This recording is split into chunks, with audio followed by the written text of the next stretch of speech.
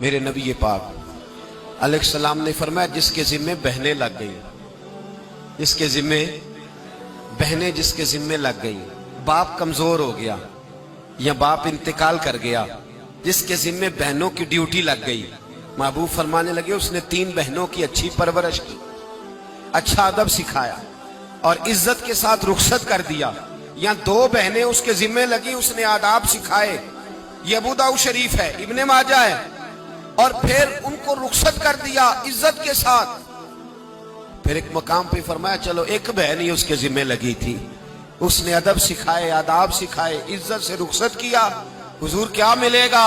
فرمایا باقی نیکیوں والوں کو ثواب ملے گا، جو بہنوں کا بوجھ اٹھائے گا جس طرح میری 2 انگلیاں جڑی ہوئی ہیں اس طرح میرے ساتھ جڑ کے جنت میں داخل ہو جائے گا۔ جناب ام ہانی حضرت علی کی سگی ہمشیرہ تھی، نبی پاک صلی اللہ علیہ وسلم کی چچا زاد بہن تھی، پر اللہ کے رسول ہمیشہ انہیں تحفے بھیجا کرتے، ان سے محبت فرماتے، ان کے بچوں کے ساتھ پیار کرتے۔ فرمایا علی کی بہن نہیں، یہ میری بھی بہن ہے۔ کہ نبی پاک کی رضائی بہن جناب شیمہ جب ان کے قافلے کے خلاف مسلمان لڑے، انہوں نے جنگ کی اور وہ قید ہو کے آئیں، تو حضرت ابو ہریرہ سے کہنے لگی جا کے مصطفیٰ کریم کو بتاؤ میں تمہاری بہن ہوں۔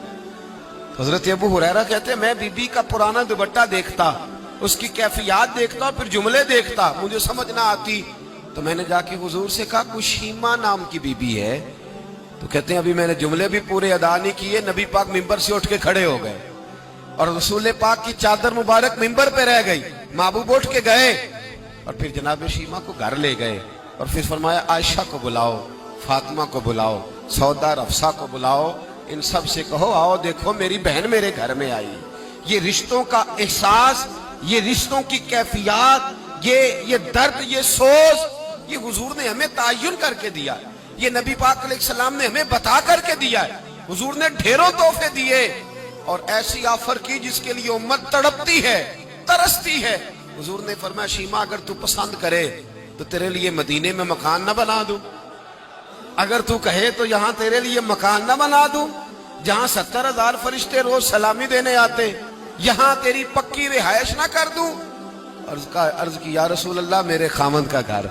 میرے بچوں کا گھر، جہاں میں بیاہی گئی، جن کے حقوق آپ نے بیان فرمائے، میں وہاں جانا چاہتی ہوں۔ حضور نے ڈھیروں تحفے دے کے رخصت کیا۔ تو میرے بھائی بہن کا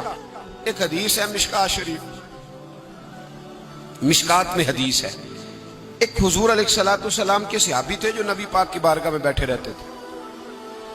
اس پر شارحین نے بڑا کچھ لکھا ہے، کہتے ہیں وہ علم دین حاصل کرتے تھے یا جہاد میں مصروف رہتے تھے۔ ان کا ایک بھائی تھا تو وہ تجارت کرتا تھا، کاروبار کرتا تھا، یہ مشکات ہے۔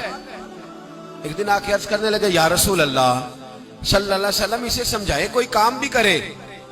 آپ کے پاس بیٹھا رہتا ہے، ڈیوٹی ساری میں کرتا ہوں۔ تو محبوب فرمانے لگے خاموش ہو جا، ہو سکتا ہے رب کریم جو تجھے رزق دے رہا ہے وہ بھی اس کی برکت سے عطا فرما رہا ہے، اس کے نصیب کا اللہ تجھے دے رہا ہے، ہو سکتا ہے اس کے توسل سے، پتہ نہیں اللہ کس کی وجہ سے دے رہا ہے، کس کے حصے کا تیرے گھر بھیج دیتا ہے۔ امام حسن رضی اللہ تعالیٰ عنہ جب کسی شخص کو کچھ دینے جایا کرتے تھے تو فرماتے تھے بھائی یہ نصیب تیرا تھا، اللہ نے میرے گھر بھیج کے میری ڈیوٹی لگائی تھی کہ میں تجھ تک پہنچا دوں، میں نہیں لے کے آیا، نصیب تیرا ہی تھا، میرے ذمہ لگا تھا کہ چلو میں بھیج دوں۔ تو یاد رکھیے گا اگر